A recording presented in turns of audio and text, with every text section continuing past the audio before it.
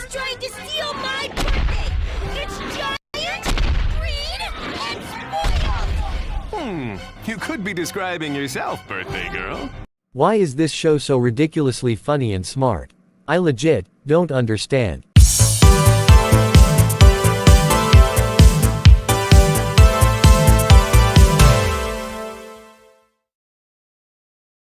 You know, for the longest time, I thought that the best PBS Kids show was Molly of Denali.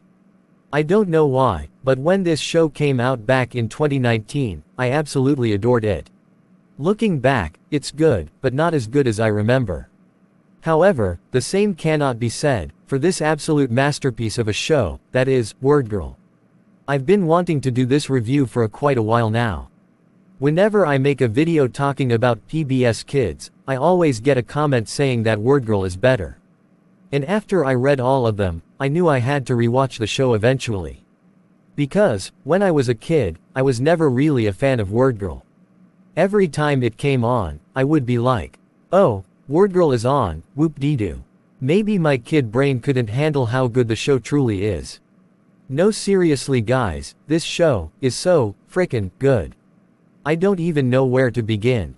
I think we should start by talking about the story. Honestly, the plot is nothing special. It's just your typical superhero secret identity story. But it's not the concept that matters. What matters is how they executed it with likable characters and funny jokes. Speaking of the characters, let's talk about them, shall we? This show has a lot of characters and I really don't have time to talk about them all. So we're just gonna talk about the ones who get the most screen time.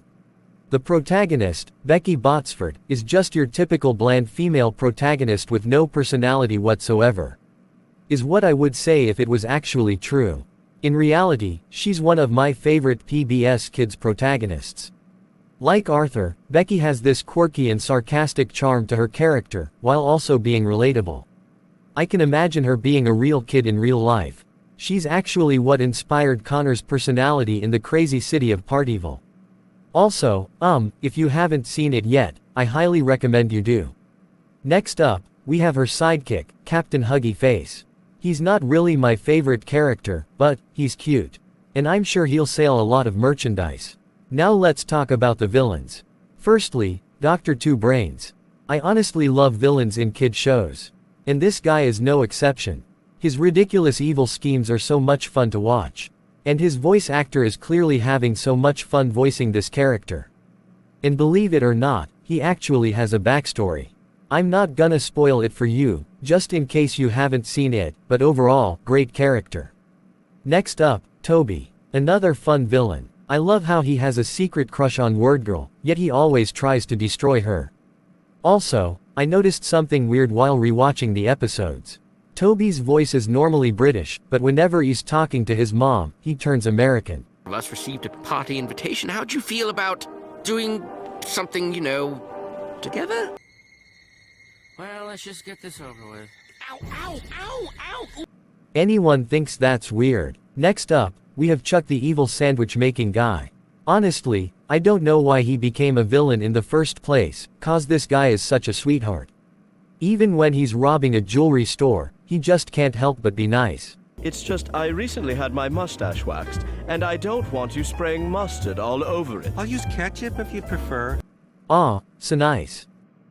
Oh god, the puppy eye expression in Plotagon is terrifying. Anyways, let's talk about Victoria Best. I know she doesn't really get a lot of screen time, but I just got to talk about her. Basically, her shtick is wanting to be the best at everything. This girl is one of the most tragic characters in kid show history. Like, I know she's meant to be hateable with the way she acts, but her parents aren't any better. Do you know what these guys do? Whenever Victoria makes a mistake, they literally manipulate her mind into doing what they say. I am not kidding. These two apparently have the power of mind control, and they use it on their own daughter. And what's even more tragic is that we never got an episode where she stands up to them. Wouldn't that have been great? Where we got an episode where she finally puts her foot down on her parents and realizes that she doesn't have to be perfect at everything. But no, we never got a conclusion to her character. At this point, she's even more tragic than Crusher from Blaze and the Monster Machines. At least Crusher chooses to do the crap he does. This is frickin' mind control, people. Putting that aside, let's talk about the comedy. I don't think I've ever laughed this much at a kids show ever. Being sarcastic and quirky is my favorite kind of comedy. And that's exactly what this show does. There's also this narrator, who's just hilarious. His humor turns this from a great show to an amazing show. Not to mention, this show isn't afraid to get dark sometimes. I've already mentioned the messed up relationship between Victoria and her parents. But do you remember that hour-long special where Miss Power started to beat the crap out of Wordgirl? And where she almost killed Dr. Two Brains? Yeah, that's probably the most violent PBS kids will ever get.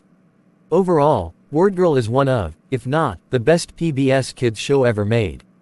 In fact, you wanna know the only thing I really don't like about it? Is that there hasn't been any shows like it since. The shows we get nowadays are mid at best, and absolutely abysmal at worst. Wanna know something else I've noticed? Back in the day, we used to get shows like Wordgirl, Arthur, and Cyberchase. Shows that are aimed at a slightly older audience. But nowadays, all the shows are aimed at preschoolers. Now, this could be because of the cancellation of PBS Kids Go. But the channel claims that the age demographic is 2 to 12, but what kid over 7 is gonna wanna watch any of these shows? At this point, PBS Kids is turning into PBS Junior. I'm not saying they have to bring back PBS Kids Go, but I just wish we got more good shows. And before I go, I have one more announcement. Like I said in one of my recent community posts, this will indeed be my last review video of the year. I'm taking a break from these videos so I can focus on some other projects like the Crazy City of Partyville and character elimination into the multiverse. However, when the new year comes, I'm gonna make a video where I rank everything I reviewed in 2023. And with that being said, thanks for watching. Make sure you like, subscribe, and let me know what you think of this show in the comments. And until next time, party on.